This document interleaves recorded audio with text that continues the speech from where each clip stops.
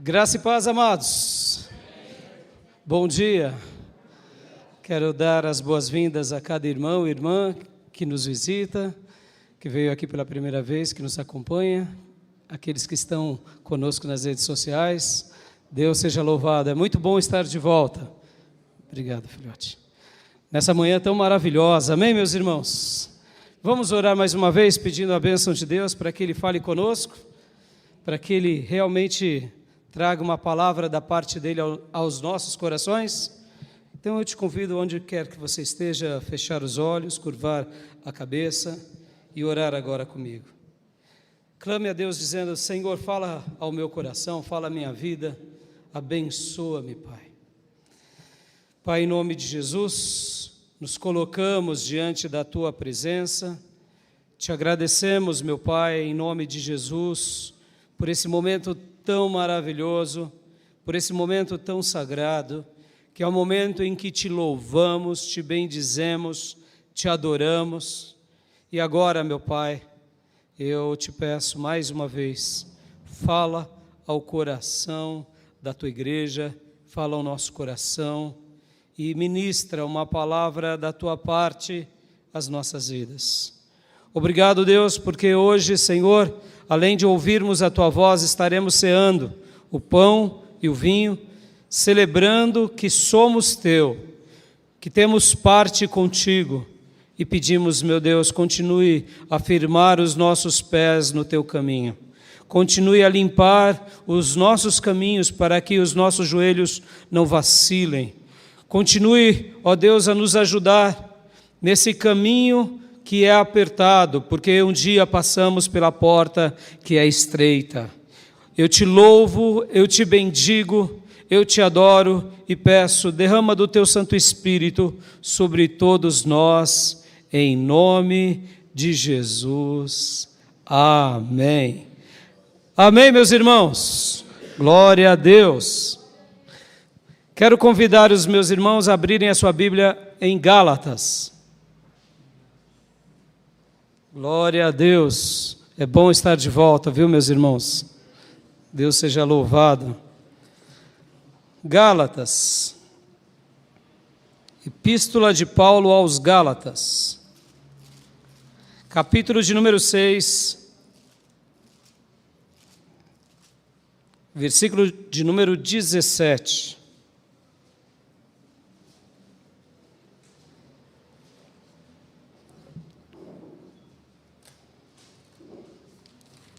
Quero agradecer aos meus irmãos, irmãs, obreiros, que durante esses dias de descanso cuidaram tão bem da igreja. Fiquei muito feliz e grato por cada culto que participei com vocês. Obrigado, como foi bom e doce sentir a presença de Deus, vendo os irmãos que pregaram, que serviram adorando, que serviram nos ministérios, nas transmissões, fazendo com que esse culto continuasse abençoando tantas vidas. Fica aqui minha palavra de gratidão. Epístola de Paulo aos Gálatas, Gálatas 6, eu quero ler esse texto aqui de Gálatas 6 com os irmãos, e quero refletir hoje sobre um título, e eu não tenho dúvida que Deus vai estar falando conosco. Gálatas 6, 17, nós estaremos lendo aqui na NVI, depois eu estarei lendo em outras versões. Diz assim a palavra de Deus: sem mais, que ninguém me perturbe, pois trago em meu corpo as marcas de Jesus. Amém? Eu trago em meu corpo as marcas de Jesus. Nas outras versões, como por exemplo na revista atualizada, diz: quanto ao mais, que ninguém me moleste, porque eu trago no meu corpo as marcas de Jesus. Vamos orar mais uma vez. Senhor, derrama do Teu Santo Espírito sobre nós. Nos abençoa, Pai. Fala conosco, assim como o Senhor sempre fez com o teu povo em qualquer época, em qualquer geração. Senhor, nós te pedimos, fala ao mais profundo do nosso coração, pelo poder do teu Santo Espírito. Usa a minha vida como um canal teu, que as palavras, que as reflexões, que os pensamentos sejam agraciados pelo Senhor e ungidos pelo teu Santo Espírito, e que o teu Santo Espírito seja derramado sobre todos nós, que eu que falo ao teu povo, e o teu povo que escuta, que todos sejamos tocados, Pai, tocados e abençoados pela tua compreensão, pela tua palavra e por uma clareza especial da tua parte. Derrama do teu Santo Espírito sobre todos nós, em nome de Jesus. Amém. Amém, meus irmãos? Hoje o título da minha mensagem, eu não quero usar aqui as palavras de Paulo, mas quero pegar emprestado tanto as palavras de Paulo, e principalmente aqui esse versículo, porque ele fala que trazia no corpo dele as marcas de Jesus. E falar de Paulo é um pouco difícil, porque Paulo foi extraordinário. Paulo não foi comum. O chamado de Paulo não foi comum, a vida de Paulo não foi comum. Paulo não era uma pessoa comum dos seus dias. Então, se comparar a Paulo fica muito difícil. Isso é consenso na história do cristianismo. Ele foi o maior apóstolo, o maior discípulo, o maior servo, o maior evangelista de todos os tempos. Então, falar de Paulo fica difícil. Mas eu quero aqui estar emprestando a vida de vários apóstolos e discípulos para que a gente possa entender melhor essas marcas. Paulo aqui usa o termo marcas de Jesus. Quero acreditar que aqui ninguém foi apedrejado por causa de Jesus. Alguém já foi? Alguém já foi apedrejado literalmente? Pelo menos, pelo que eu saiba, não. Vocês já passaram provações por causa de Jesus, não é assim? Vai ser apedrejado, não. Alguém já tomou chibatada por causa de Jesus aqui? Não. Alguém, por causa da pregação do Evangelho, já passou por náufragos, ou seja, o barquinho que você estava viajando, ou quem sabe, afundou. Pois é, Paulo teve vários náufragos. Então, Paulo é difícil de comparar, É difícil da gente se comparar, porque hoje, claro, muitos de nós não pegamos mais barcos, mas pegamos carro. Quantas vezes o carro quebra num projeto de evangelismo? Acontece. Mas Paulo literalmente foi náufrago e ficou vivo por Deus. Então, o que eu queria dizer aqui, o que eu queria usar como título dessa reflexão é as marcas de um discípulo. As marcas de um discípulo. As marcas de um discípulo.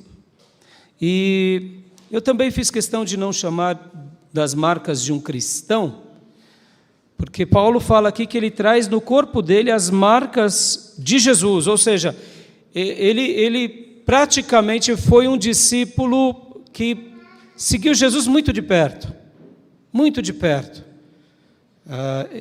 Ele com muita propriedade, ele dizia para as pessoas, sejam meus imitadores como eu sou de Cristo, e ninguém questionava isso, ninguém, nem mesmo os 12 apóstolos.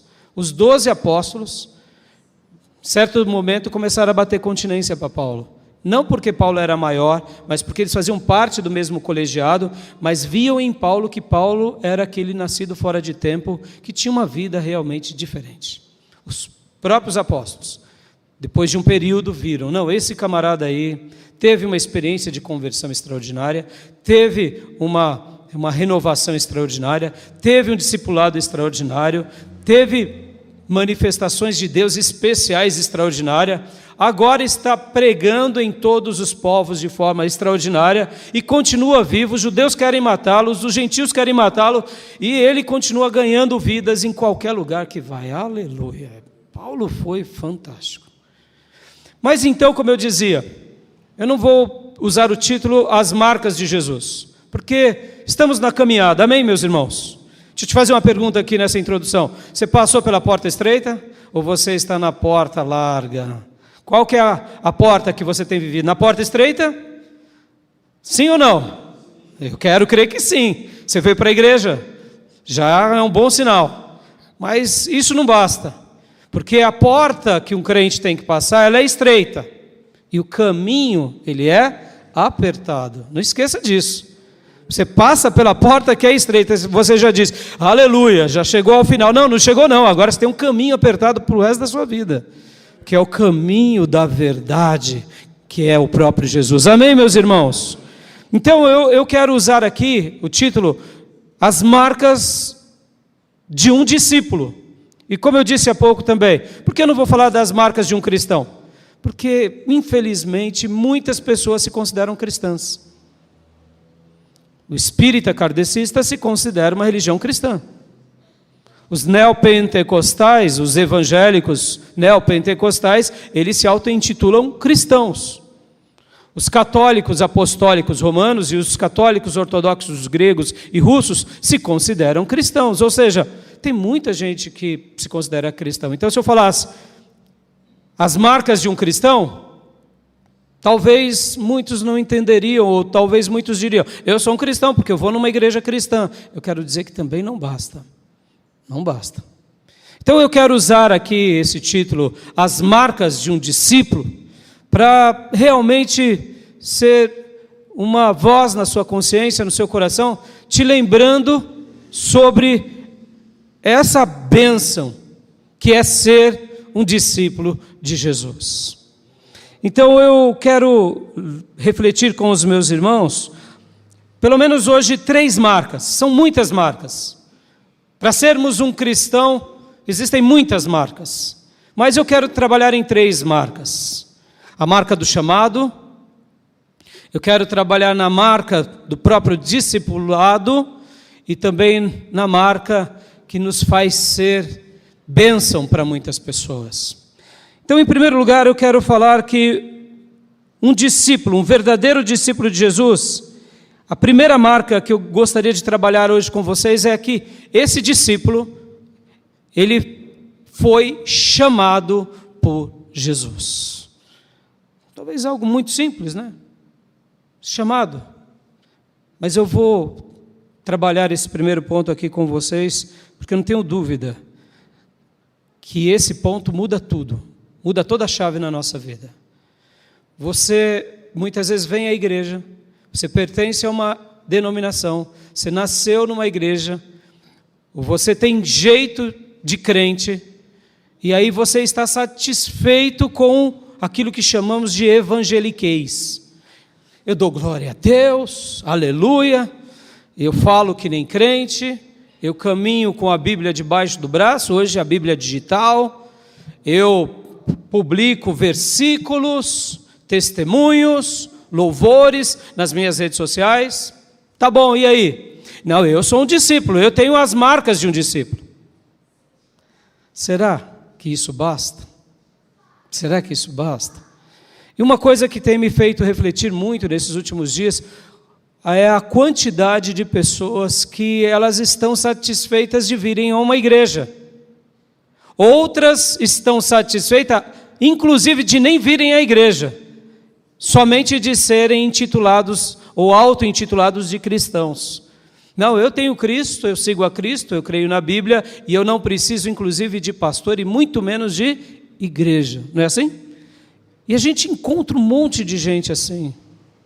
E eu queria hoje refletir com vocês, porque, irmãos, será que a marca importa? Será que a marca importa? Vamos lá, mamães, donas de casa, você compra qualquer sabão em pó para lavar a sua roupa? Compra? Compra? Por que não? Por que não? Vamos lá, irmãs, nos ajudem aqui. Qualquer um pode dar alergia, o que mais? Hã? Qualidade é inferior? É superior? Ou é tudo igual? O que mais? Não rende. Ou seja, tem irmã já pensando na economia. Pode manchar a roupa. Pode, o que mais? Hã? O que mais? Tem cheiro ruim. Irmãos, a marca importa. A marca importa. A marca importa. Quando nós vamos comprar um produto, principalmente se é um produto alimentício, a marca importa. Ah, não tem marca? Manda esse mesmo. Saber a fonte, saber a origem, saber quem fez, como fez, por que fez. E hoje nós somos fruto de uma cultura onde há muito plágio. Há alguns anos atrás quando falávamos assim, esse relógio é do Paraguai, era sinônimo do quê? De que ela é uma falsificação. E hoje nós usamos qual o outro termo? Isso daí é da China. A China virou um lugar onde se produz muitas coisas boas, mas também muitas réplicas e principalmente muitas falsificações. Quantas vezes compramos um produto e quando chega em casa ele parece de brinquedo, não é assim? Porque você comprou algo, você não sabia nem qual era a fonte e muito menos a marca, ou parecia ser original, mas era uma falsificação. A marca importa, irmãos? A marca importa? Importa. E a marca para seguir a Deus importa? Importa. Como assim a marca para servir a Deus? Ou seja, as marcas que temos no serviço do reino. As marcas que adquirimos. Marcas não no sentido negativo, mas positivo. Porque, irmãos, eu tenho notado que tem muito crente que também vive uma vida dupla. Muito crente que vive uma vida satisfeita na religião, sem dar fruto, e está feliz. E está dizendo, eu vou para o céu. Isso me preocupa demais. Tem muitas pessoas que procuram um lugar de autoafirmação. Se eu ouço tudo o que eu quero, o culto foi uma bênção. Se eu escuto tudo o que eu desejo, o pastor e o pregador é homem de Deus.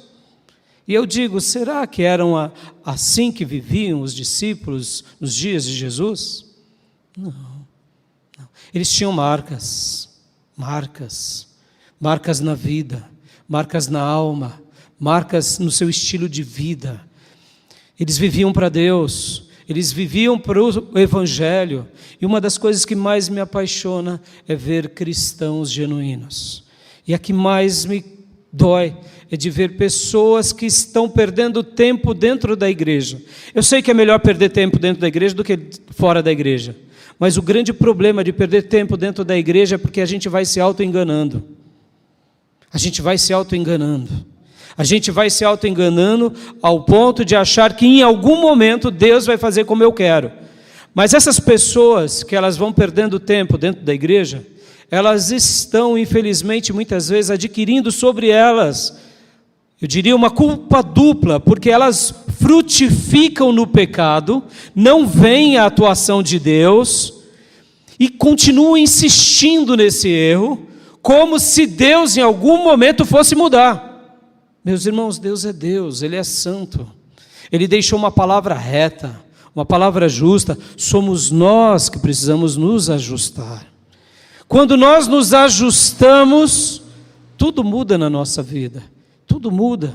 Começamos a entendê-lo melhor, começamos a compreendê-lo e começamos a desfrutar das bênçãos de Deus. Esse é o gatilho, porque uma pessoa que ela se acomoda na igreja, o grande problema não é Deus ter misericórdia ou não ter misericórdia, porque Deus é misericordioso.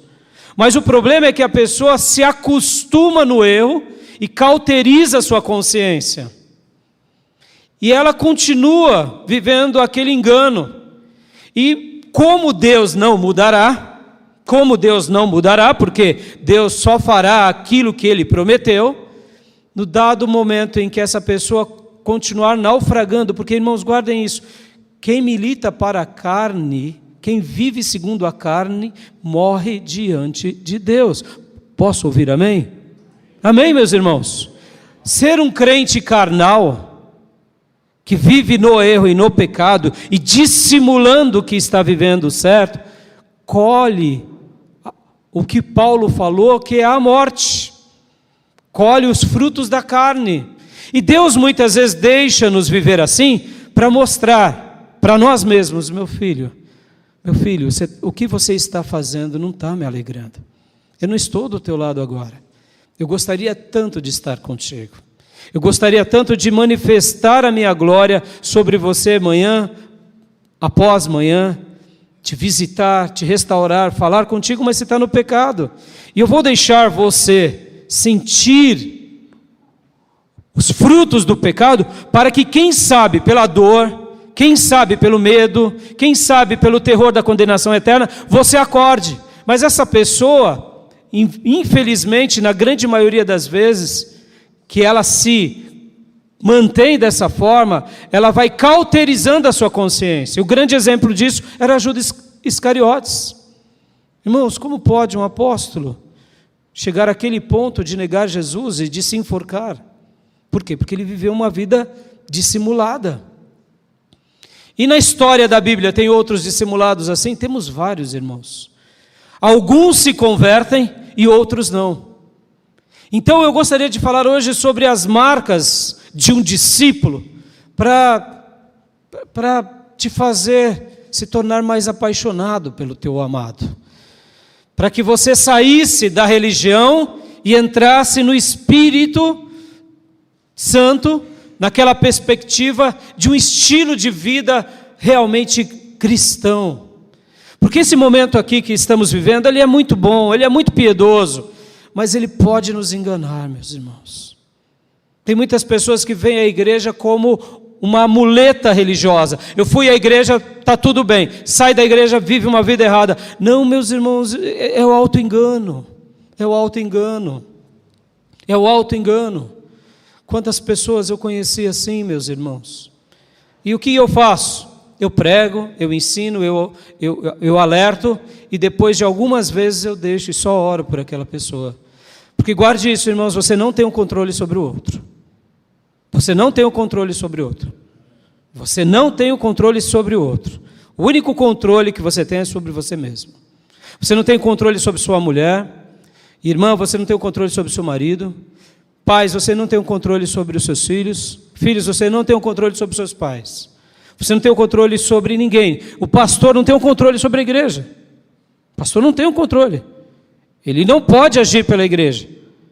Ele orienta a igreja. A igreja não tem o controle sobre o pastor. Ou seja, nós podemos maquiar os resultados. E nós brasileiros somos muito bons nisso. Como somos bons. O brasileiro é muito sagaz, ele é muito esperto, ele é muito malandro. É uma característica nossa, pode ver. A gente dá um jeito para tudo, inclusive para a fé. A gente dá um jeito para a fé. E isso que é um grande problema. E é por isso que hoje eu quero falar sobre as marcas de um discípulo, porque essa frase tem sacudido o meu coração. Porque, em primeiro lugar, meus irmãos, uma das marcas mais lindas é que esse discípulo ele foi chamado por Deus, chamado por Jesus. Se eu realmente sou um discípulo, antes de entender o que era discípulo, do que entender o que era igreja, de entender o que é reino, um dia eu ouvi a voz do Nazareno. Aleluias. Era muito comum e muito frequente Jesus dizer: siga-me. Abra sua Bíblia comigo em Mateus 9:9. Vamos ler alguns versículos. Mateus 9:9. E para quem Jesus fazia esse convite, meus irmãos? Jesus fazia esse convite para muitas pessoas o tempo todo. E eu quero acreditar que a voz do Espírito Santo de Deus está ecoando hoje, e o Senhor está dizendo a você: siga-me, siga-me. É o Senhor quem está te dizendo. Se você já ouviu essa voz algum dia, eu tenho certeza que o teu coração está repleto de alegria ao lembrar que um dia você ouviu a voz do bendito Mestre te dizendo: siga-me. Mateus 9:9, olha só que coisa linda. E quem são aqueles em que Jesus convida? Meus irmãos, nós poderíamos dizer que Jesus convida cada ser humano o tempo todo, em todas as gerações. É assim, foi assim e será assim. Amém, meus irmãos? porque o maior interessado na vida das pessoas é o próprio Deus. E Ele sempre está dizendo: siga-me, siga-me, siga-me.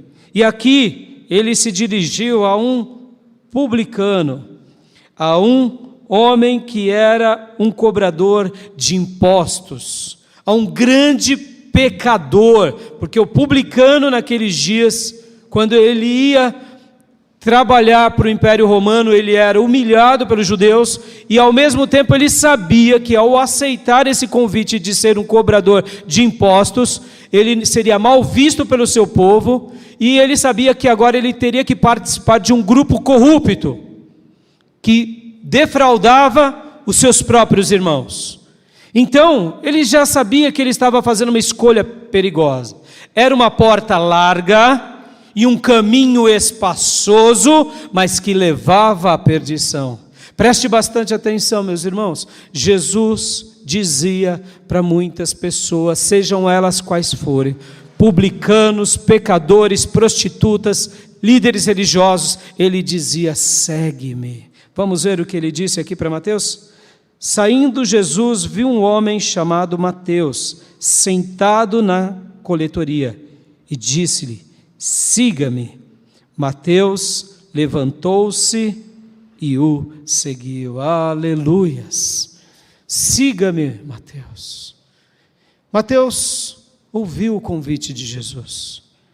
Mateus ouviu esse chamado de Jesus.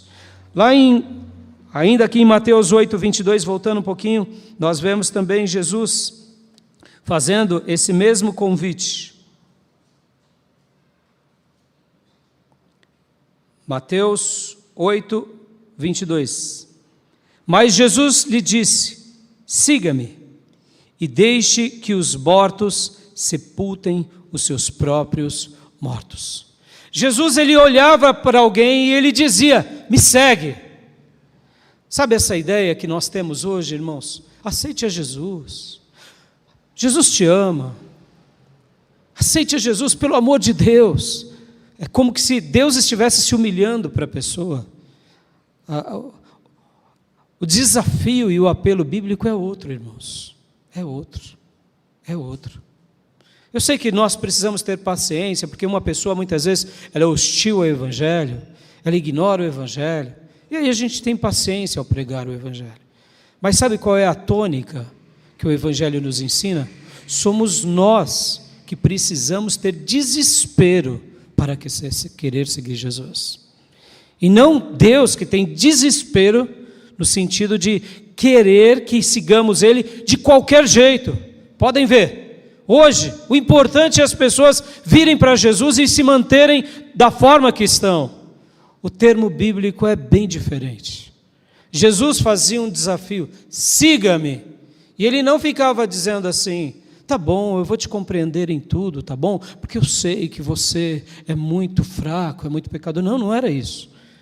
A vida de Jesus era diferenciada. A vida de Jesus era atípica. Ele chamava a atenção pelos milagres, ele chamava a atenção pela pregação, mas ele também chamava a atenção pelo desafio do convite. Meus irmãos, ele está falando para nós hoje: siga-me, siga-me. Qual foi o dia em que você ouviu essa voz? Como foi esse momento?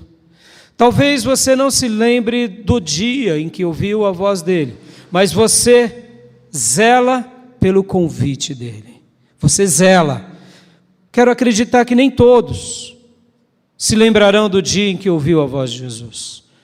Mas eu quero acreditar que um discípulo de verdade, ele zela pelo convite de Jesus. Ele sabe que ele foi convidado a um projeto do reino de Deus na terra. Meus irmãos, vocês foram chamados. Nós fomos chamados para um projeto eterno, mas que começa nessa terra. É um chamado especial, é um chamado único, é um chamado espiritual. Não é uma coisa de homens, é uma coisa que Deus realizou por meio da obra do Evangelho nas nossas vidas. Lá em Mateus 19, 21, vamos ler Mateus 19, 21. Diz assim a palavra de Deus. Jesus respondeu: se você quer ser perfeito, vá, venda os seus bens e dê o dinheiro aos pobres, e você terá um tesouro nos céus. Depois, venha e siga-me. Essa é a história do jovem rico. Nem todos que Jesus disse siga-me aceitaram o convite. Podem ver que Jesus aqui não negocia com o jovem rico. Jesus não negocia com ele. Jesus dá um desafio a ele. Meus irmãos, seguir a Jesus é um grande desafio. É um grande desafio, é um maravilhoso desafio, mas é um grande desafio. Abram agora no Evangelho de João, capítulo 1. Jovem rico agora aqui ouviu o convite de Jesus e ele desprezou o convite de Jesus. Por quê? Porque ele pensou: eu perderei muito se eu seguir a Jesus. Eu tenho muitas riquezas. Talvez você diga assim: pastor, como é bom, eu não tenho riquezas, mas eu quero dizer, talvez a sua escolha, a escolha que você tem feito é de viver uma vida de prazeres, seguindo a sua própria vontade. E a Bíblia vai nos ensinar que muitos, fazendo a sua própria vontade, escolheram não seguir a Jesus, seguem a si próprio. Uma das coisas que mais tem me preocupado na igreja contemporânea é essa: é o Jesus que me segue, não eu que sigo a Ele. O Jesus que faz a minha vontade, que realiza os meus desejos, que concretiza os meus sonhos. Meus irmãos, a tônica não é essa. A tônica das Escrituras é outra, sempre foi outra, é outra, sempre será outra. Não há um meio termo. E agora aqui em João capítulo 1, versículo 43, também Jesus faz o mesmo convite. No dia seguinte, Jesus decidiu partir para a Galiléia. Quando encontrou Filipe, disse-lhe: siga-me. Aleluias! Há um convite da parte de Deus para nós, meus irmãos. Aquele que realmente foi chamado por Jesus, foi convidado por Jesus, a alma dele descansa. Ele sabe que ele está num projeto eterno. É um projeto que não está nessa vida. É um projeto que começou na cruz do Calvário e acabará na redenção de todas as coisas. Deus está chamando os seus filhos para segui-lo hoje. Aquele que verdadeiramente foi chamado, ele desfruta de uma alegria indivisível. Há no coração desse que foi chamado um regozijo na alma, por ter sido chamado por Deus, por ter sido convidado por Jesus. Quem realmente foi chamado, quem entendeu o chamado de seguir a Deus, tem essa alegria, esse regozijo na alma de pertencer ao time de Jesus. Quem verdadeiramente foi chamado, sabe da importância, da relevância desse chamado, entende que agora ele pertence a um colegiado, à família de Deus. Ele não é mais um órfão, agora ele se torna filho, e filho adotado por Deus, filho amado por Deus, não apenas um servo, mas amigo. Há um regozijo, há um contentamento, há uma alegria. E ao mesmo tempo que essa pessoa entende tudo isso, e ela não se vangloria. Ela não se vangloria porque sabe que o mérito não é dela. O mérito é de Deus. E essa pessoa humildemente agradece a Deus por essa escolha. Agradece a Deus por esse privilégio. Mais uma vez, deixa eu te perguntar de todo o coração, responda para Deus. Você foi verdadeiramente chamado? Você tem valorizado esse convite? Siga-me. Ou você tem se perdido na religião? Tem sido mais um religioso na história? Deixa eu ensinar uma coisa aqui para vocês. Eu sei que na nossa vida como discípulos de Jesus, nós temos os direitos e temos os deveres. Aqui, quando eu falo sobre esse chamado, Não olhe para o lado do direito, do seu dever. Deixa eu dar um exemplo aqui, bem prático. Alguém que toma a iniciativa de casar. O casamento é uma bênção. Mas no casamento você tem direitos e deveres. O marido e a mulher. Você vai desfrutar de uma vida em cumplicidade, de uma vida amorosa, da possibilidade de gerar descendentes. São os seus direitos. Você será reconhecido como uma só carne diante de Deus e na sociedade. Uma família. Você terá propriedades, você terá bens, ou seja, são seus direitos. Mas quais são os seus deveres como casado? O marido sustentar a mulher ser companheira desse marido, ser recíproca a ele, ambos se respeitarem, ambos se amarem. Quais são os deveres? O dever da fidelidade, o dever de fugir do pecado, não tratar com descaso, nem com mentiras, nem com traições, ou seja, deveres e direitos. Essa relação acompanha a nossa vida toda, em todas as áreas. Por exemplo, como brasileiro, temos os direitos e temos os deveres. Nascemos nessa pátria. Talvez você não dê o devido valor, mas existem milhares de pessoas que gostariam de ter nascido num país tropical tão abençoado por Deus como é o Brasil. Bastam vocês procurarem e ver como somos vistos no mundo. As pessoas admiram o povo brasileiro, pelo clima, pela natureza, pelo estilo de vida, pela composição cultural, por aquilo que somos. Ou seja, é um direito. Nós nascemos, então temos direito como brasileiros dessa nação, podemos participar da vida política, podemos ter muitos direitos, mas temos os deveres. Não podemos roubar, não podemos matar, não podemos tirar o que é do outro, não podemos... Percebam, direitos e deveres. Agora que eu estou falando sobre as marcas de um discípulo e falando sobre o chamado, eu não quero que você olhe agora para o direito, ou melhor, para o dever. Não, eu aceitei Jesus. Eu tenho que estar numa igreja. Eu quero que você olhe para o direito. Deus te deu esse privilégio. Deus te presenteou com esse convite. Você agora foi enxertado na oliveira. Você pertence à videira verdadeira. O Pai é o agricultor. E nós apenas damos frutos, porque estamos enxertados na videira verdadeira. Ou seja, eu quero que você desfrute disso. Deus te chamou para um projeto eterno.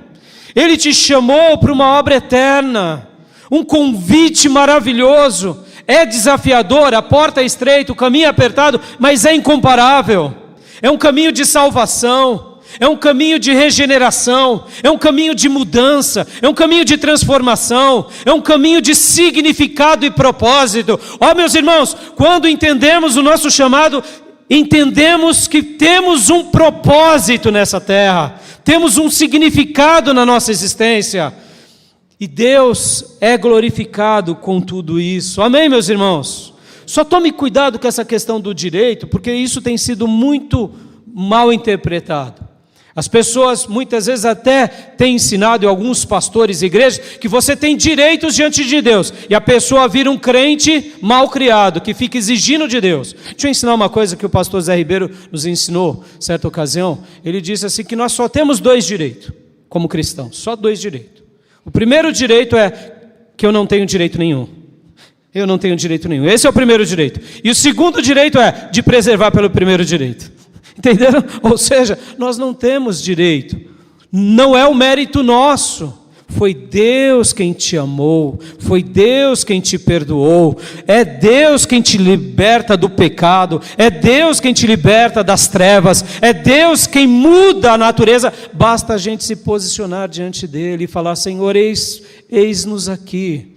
Ao ouvir o siga-me, meu filho, siga-me, minha filha, e dizermos no nosso coração, amém, te seguirei, Senhor, e darmos o primeiro passo, o resto é Ele que faz na nossa vida. Amém, meus irmãos?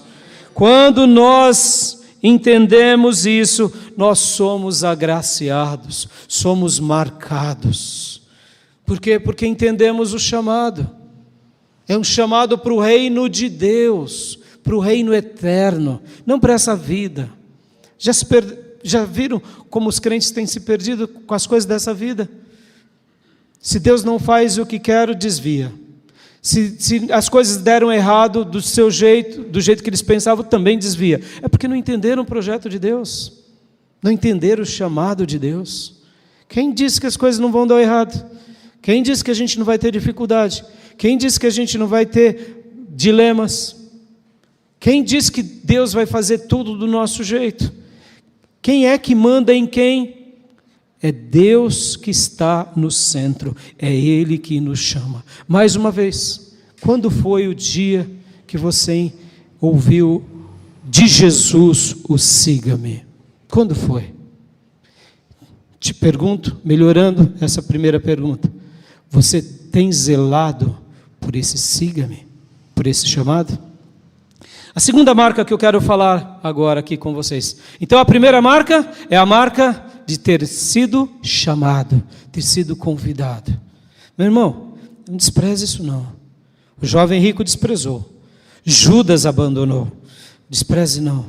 Esse é o chamado mais extraordinário que um ser humano pode ter na sua vida. Ser convidado pelo Rei dos Reis e Senhor dos Senhores a segui-lo. Aleluias.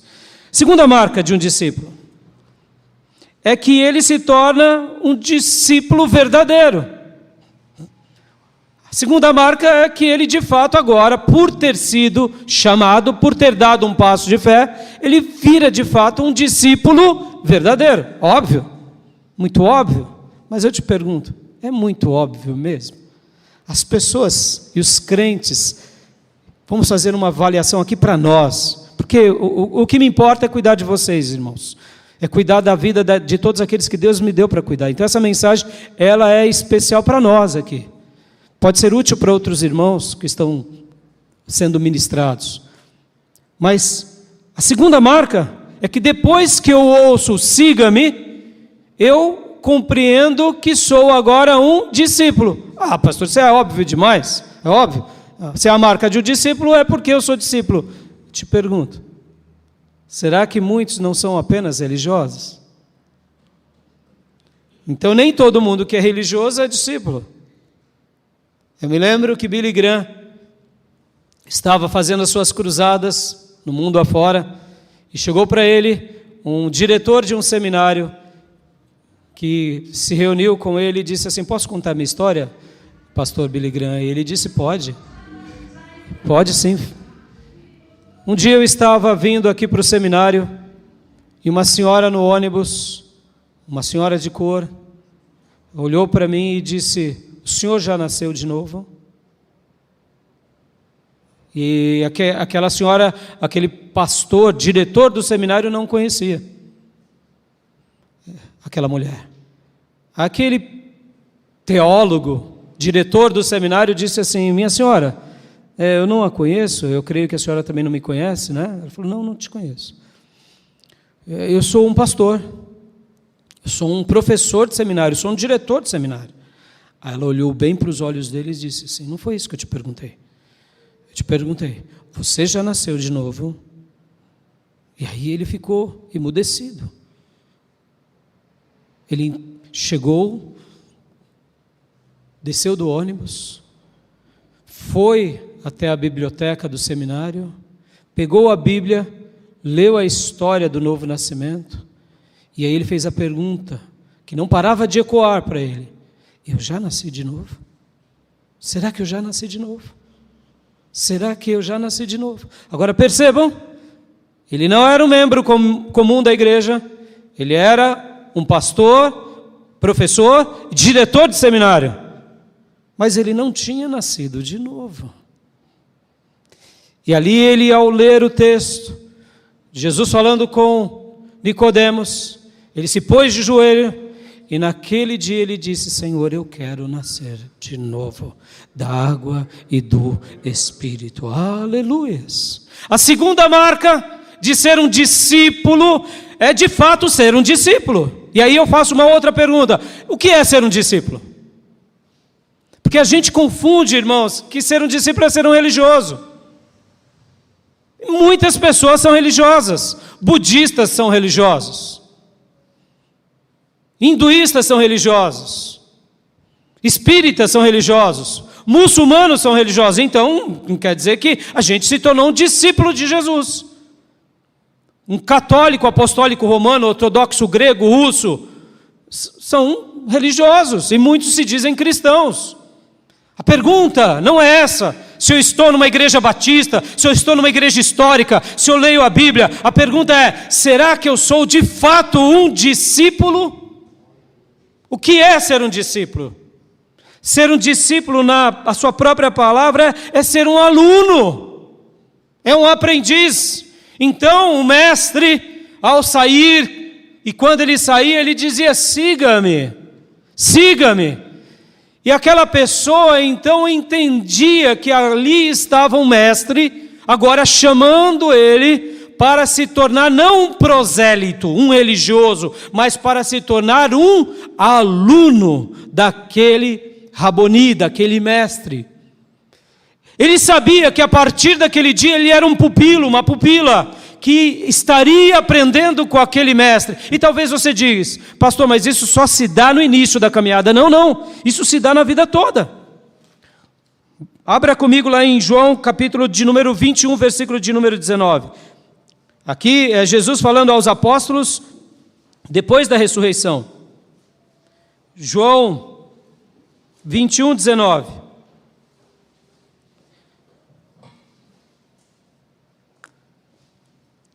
Aqui os apóstolos estavam querendo saber quem morreria primeiro, quem morreria por último. E aí Jesus dá uma resposta e diz assim: disse Jesus isto para indicar o tipo de morte com a qual Pedro iria glorificar a Deus.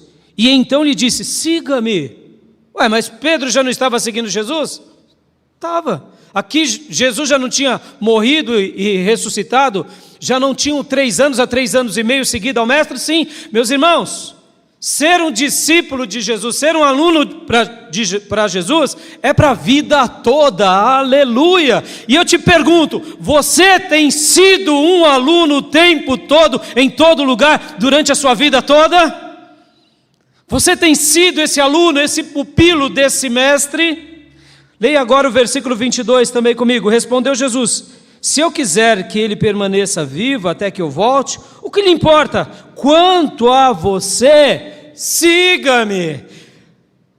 Jesus está convidando aqueles que outrora convidou no passado a continuar seguindo Ele, porque nós estamos numa caminhada até Canaã celestial, aleluias.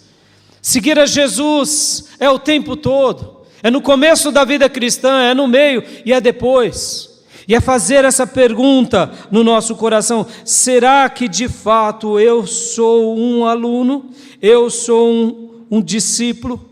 Será que de fato Jesus é o meu mestre? Porque qual que era a mensagem aqui? A mensagem é: o mestre fala e os alunos obedecem. Aleluia. Você tem sido alguém assim, em que o mestre fala e você se dá por vencido? Tá bom, Senhor, eu vou fazer. Ou você é daqueles ou daquelas que dão desculpas para tudo e para todos? Pense nisso, meu irmão. Ser um discípulo, ser um aluno, ser um aprendiz tem a ver com essa relação entre ser um pupilo de um mestre. Por quanto tempo? O tempo todo. Uma outra coisa que eu noto em alguns irmãos, que eles crescem um pouquinho na igreja e eles já se soberbecem. Eu não preciso mais de ninguém. Não preciso de líder, não preciso de pastor e não preciso de igreja. Quero te dizer que o projeto de Deus é um projeto com Ele, mas é um projeto muito organizado. Tudo no reino de Deus tem ordem e tem decência. Enquanto Jesus estava aqui nessa terra, Ele dizia para todos: olhem para mim e me sigam. Quando Ele ressuscitou, quando Ele subiu aos céus, e ele entregou a liderança aos apóstolos. Os apóstolos estavam na frente, e os apóstolos diziam: sigam-me como eu sigo Jesus. Aleluias. Meus irmãos, nós como brasileiros não temos um referencial bom de mestres. A gente acha que o mestre, ele só nos ensina uma lição e beleza. Que o ancião, que a pessoa de idade, ela, já está no fim da carreira, então fica aí vovô, que senão eu te mando para o asilo. A relação do brasileiro com relação a essa questão de critérios, de papéis, foi muito desfigurada. A igreja de Jesus precisa restaurar essa marca de que somos alunos e que Ele é o nosso mestre. Alguns anos atrás, algumas décadas atrás, houve um movimento muito grande no Brasil e no mundo sobre resgatar esse papel do líder sobre os liderados, do discipulador e dos discípulos. Só que houve uma tônica também, eu diria, exagerada. Porque, irmãos, guardem isso, todos nós somos alunos do mestre. E no projeto igreja temos papéis distintos. Mas no momento em que eu coloco mais uma tônica no líder e não em Jesus, eu tomo um papel que não me pertence. Podem ver, muitos pastores, em nome de si imporem como os líderes, eles acabam se tornando déspotas. Faça o que eu te digo, que senão você está amaldiçoado. Meu irmão, não, pastor não tem esse poder. Pastor não tem esse poder. E ele não pode fazer isso.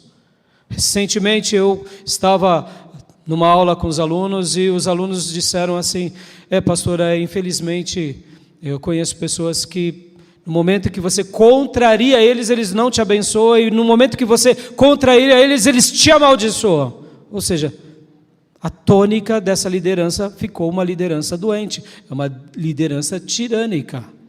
O pastor, ele conduz o rebanho, ele é o líder do rebanho, mas ele não pode ser o tirano do rebanho. Amém, meus irmãos? Esse papel ele tem que ser muito equilibrado, mas também não ter um líder também é um problema. Como eu disse, ser um cristão autônomo, que não presta conta a ninguém, e a igreja nenhuma, também é um problema, porque o projeto de Deus é no reino. O projeto de Deus não é individual. Podem ver que somos templos do Espírito Santo, mas sozinho não somos igreja. Nós somente nos tornamos igreja quando estamos no ajuntamento. Aleluias. A igreja é a reunião dos chamados. A igreja é a reunião dos chamados. É a reunião daqueles que ouviram do mestre o siga-me. A igreja é a escola dos discípulos. O grande professor foi Deus, foi Jesus, é o Espírito Santo. É uma escola e nós somos alunos que estamos aprendendo até o último dia. Você tem sido um discípulo, você tem sido um aprendiz, você tem olhado para o mestre e não tem pegado atalhos. Você tem olhado para frente, porque quem pega no arado, disse o Senhor, olha apenas para frente, não olha para os lados e muito menos para trás. Você é esse discípulo? Ou você é Maria, vai com as outras? É que nem piolho, é que nem aqueles que vão pela cabeça dos outros, que nem piolho. Alguém falou, você faz. Você não tem convicção. Meus irmãos, seja marcado como um discípulo, como um aluno. Diga no seu coração: Senhor, eu quero aprender na tua escola. Eu quero reaprender. Meus irmãos, e aqui estamos numa escola, e é possível que em algumas áreas, por causa de certas circunstâncias, a gente deixe de tirar boas notas em algumas matérias. Não se vanglorie, porque no passado você tirou boas notas em algumas áreas. A grande pergunta é: como você tem sido avaliado pelo mestre? Perceba, irmãos, a gente precisa da avaliação do irmão. Isso é tolice. É importante a observação do irmão, mas a avaliação do irmão pode ser danosa. A avaliação da irmã pode ser manca. Vamos lá. Nós apoiamos os nossos. E nós confrontamos os opositores. É da nossa natureza, meus irmãos. É da nossa natureza. Nós apoiamos os nossos. Não importa se o irmão está fazendo um monte de estripulia. A gente apoia, porque é um irmão. Está dentro da igreja. E daí?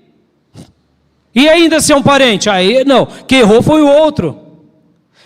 Irmão, você nunca vai ter o apoio da sua sogra. Ela é mãe da sua esposa.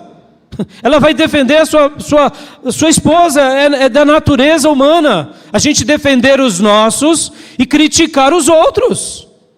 A gente não tem esse critério. Pouquíssimas pessoas sabem discernir sem ser imparciais. Pouquíssimas pessoas.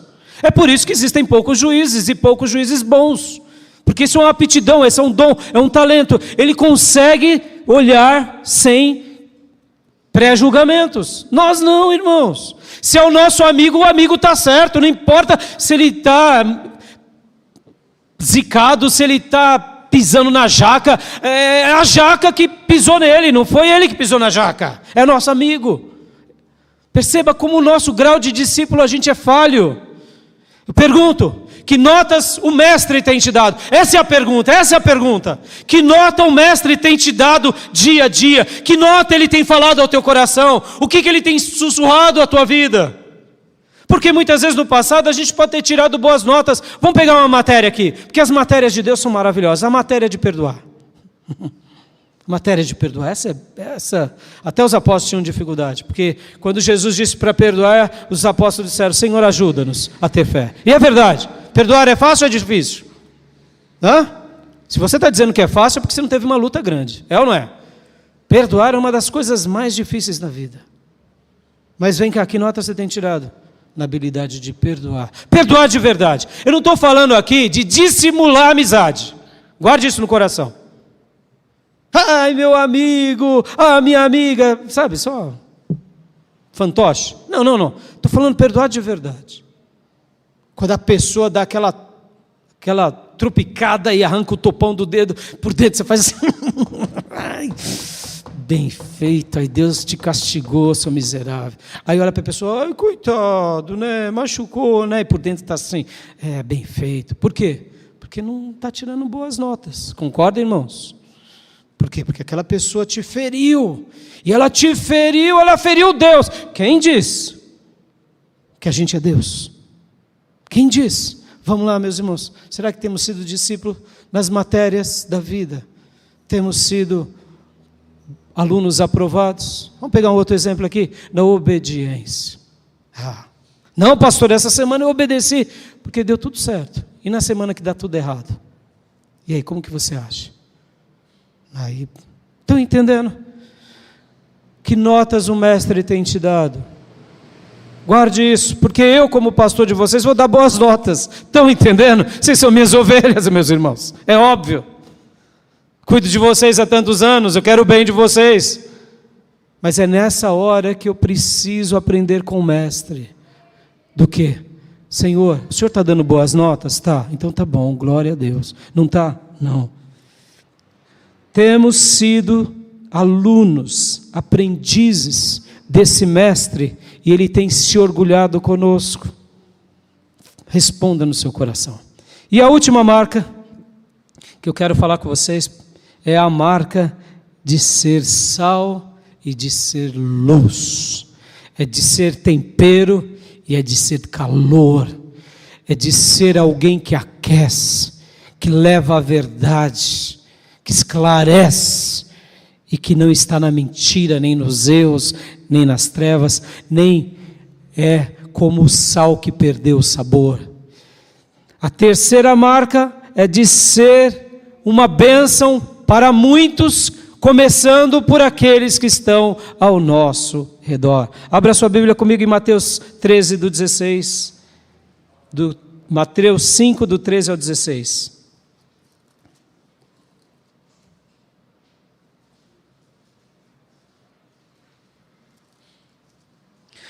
Vocês são o sal da terra. Mas se o sal perder o seu sabor, como restaurá-lo? não servirá para nada, exceto para ser jogado e pisado pelos homens. Sal sem sabor não presta nem para adubo. Casca de banana serve para adubo. Casca de ovo serve para adubo. O resto de comida tem utilidade. Sal sem sabor é uma aberração, não presta para nada. É o que o texto está dizendo. Jesus está nos perguntando, temos sido sal? E que tipo de sal? E aonde está esse sal? Porque de repente você é um baita sal.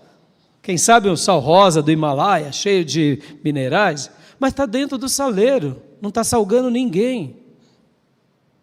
E sal no saleiro não diz muita coisa. O sal só fica bom aonde, irmãos? Na comida. No saleiro, é só bom para quem produz sal e para quem vende sal. Na prateleira do supermercado. Aí tem utilidade, mas para nós, na nossa vida, o sal tem que estar onde? Tem que estar na comida, tem que estar na vida. Antigamente, quem foi do campo sabe disso, se dá sal inclusive para os animais, para o boi, para a vaca, para ele beber água, porque precisa de sal. Para os animais. Vamos lá. Temos sido sal, meus irmãos, sal mesmo. Quando o profeta Elias, o profeta Eliseu passavam, aqueles que olhavam ele diziam, aqui vai um servo de Deus. As pessoas te veem como servo de Deus, ou falam assim, é mesmo, você é crente? Puxa, não parece nada.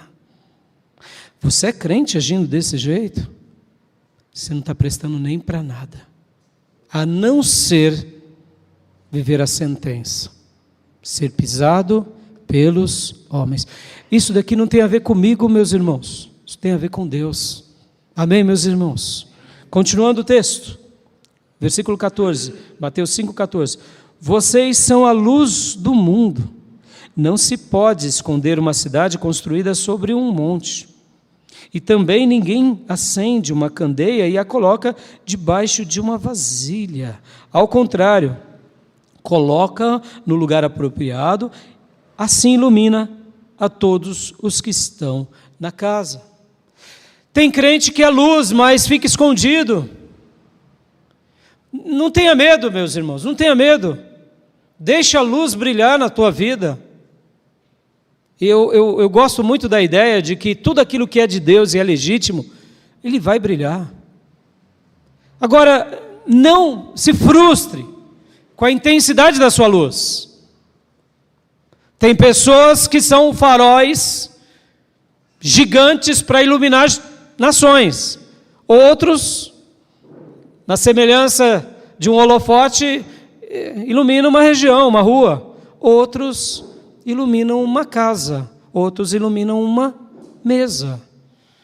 A intensidade do seu calor, da sua luz, vai ser determinada pelo dom que você tem, pela maneira em que você se coloca e pela sua vida de consagração. Porque quanto mais consagrado você é, mais você incomoda as trevas. Já notaram que um crente que não é consagrado não incomoda as trevas? Por quê? Vive na roda dos escarnecedores. Vive no pecado.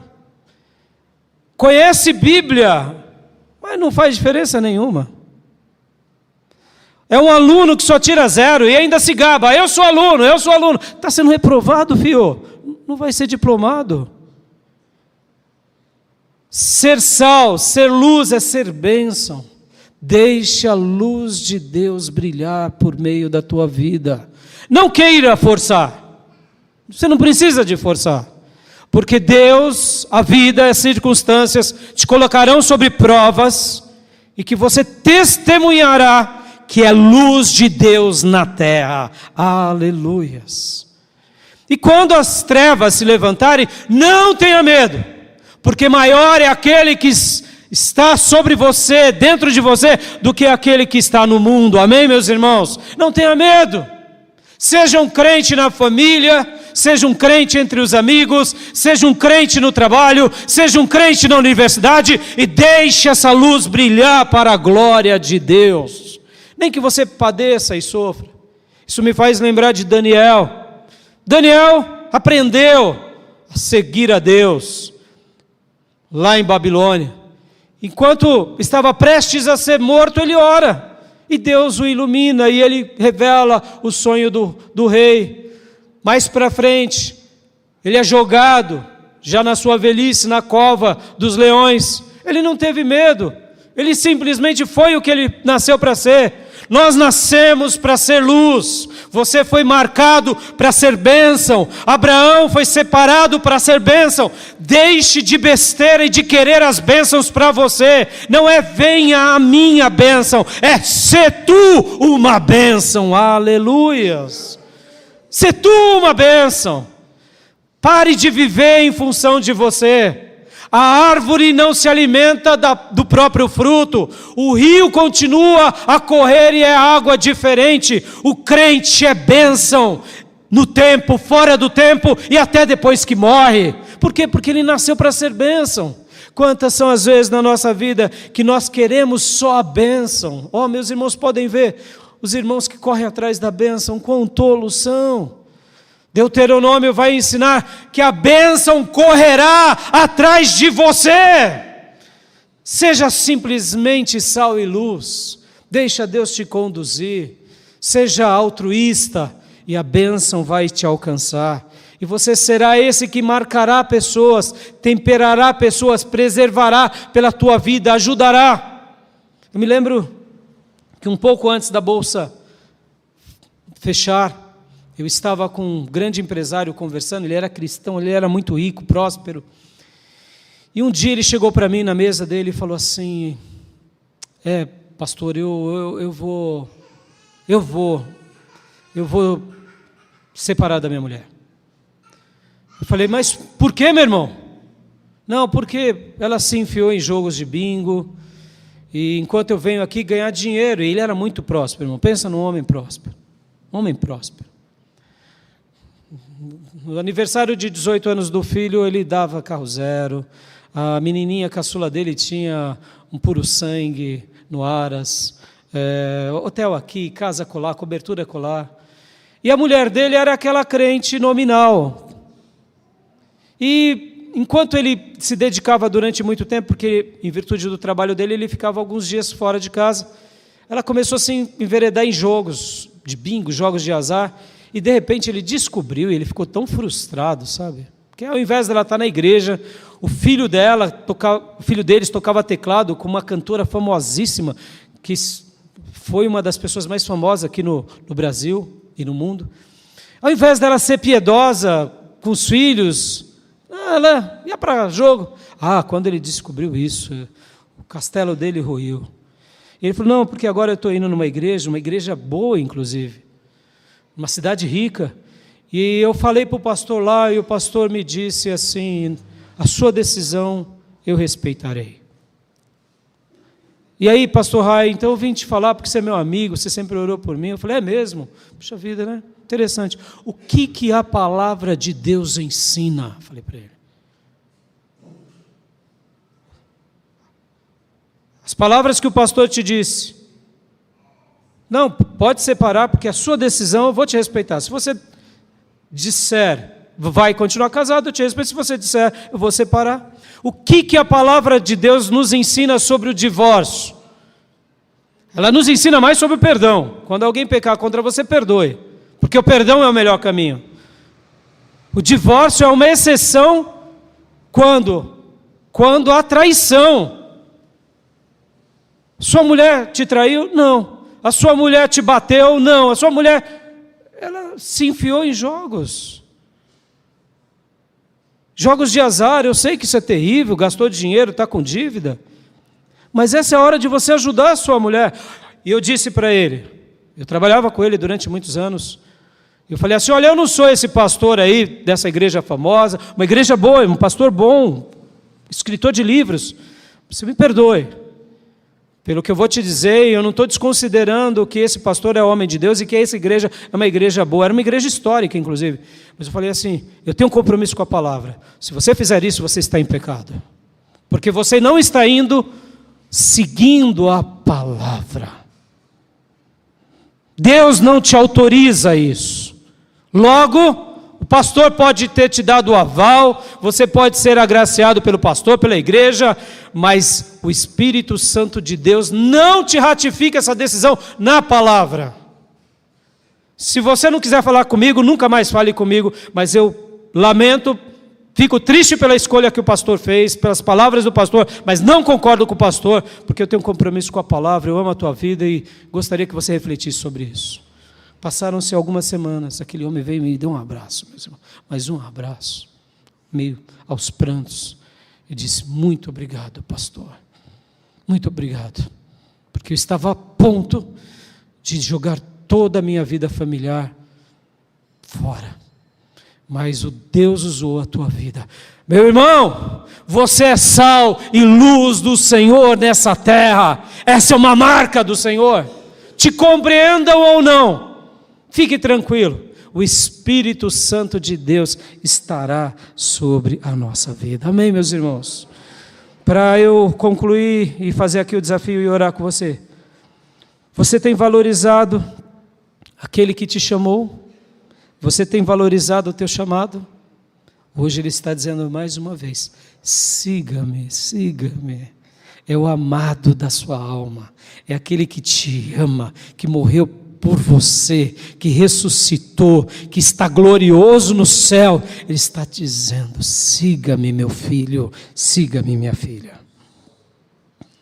Como você tem se saído como aluno? Que nota você tem tirado como pupilo, como discípulo, como aprendiz? Como que você vive na escola do seu amado mestre? E terceira pergunta: sou sal, somos sais, sou luz, somos luzes, ou somos apenas mais um religioso batista de Deus nesse Brasil, de muitos Brasis? Sou sal mesmo? Sou luz mesmo? Peçamos a Deus hoje: Senhor, eu quero ouvir a tua doce voz me chamando, eu quero zelar pelo teu chamado.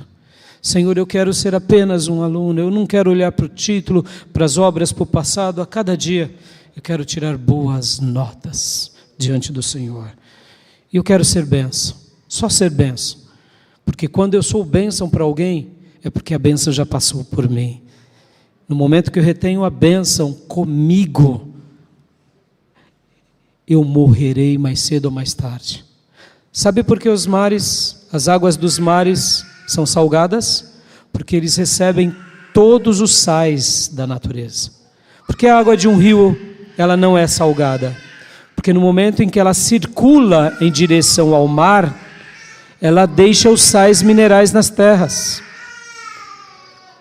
O Mar Morto é o mar mais salgado do planeta, porque ele não escoa para outros mares, ele fica dentro dele. O Mar Morto não tem vida, não tem vida, não tem peixe. Uma pessoa não consegue ficar dentro do Mar Morto por mais de 10 minutos, porque senão a pele começa a corroer. Por quê? Porque ele retém. Você tem retido as bênçãos? Seja tu uma bênção, e aí você viverá muitas bênçãos. Amém? Eu deixo essa palavra ao seu coração. Quero orar por todos nós.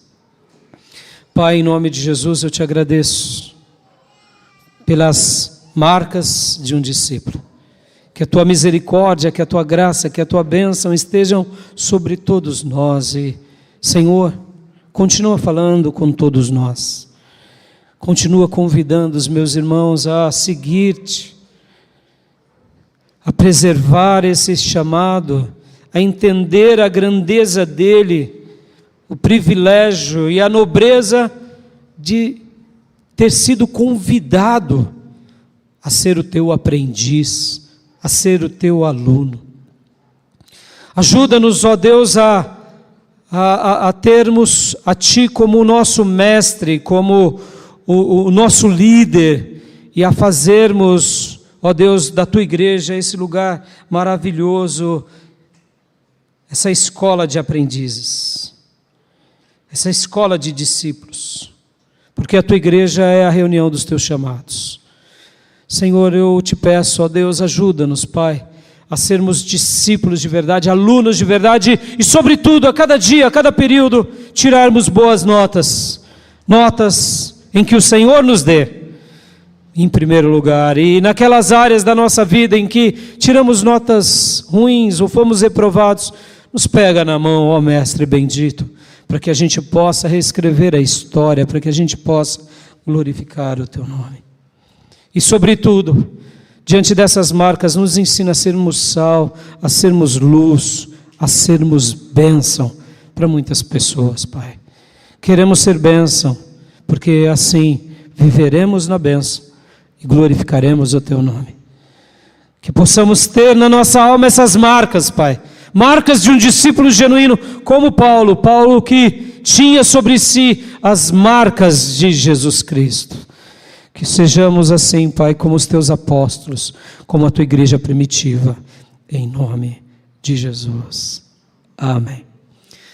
Amém, meus irmãos. Recebe essa palavra em nome de Jesus.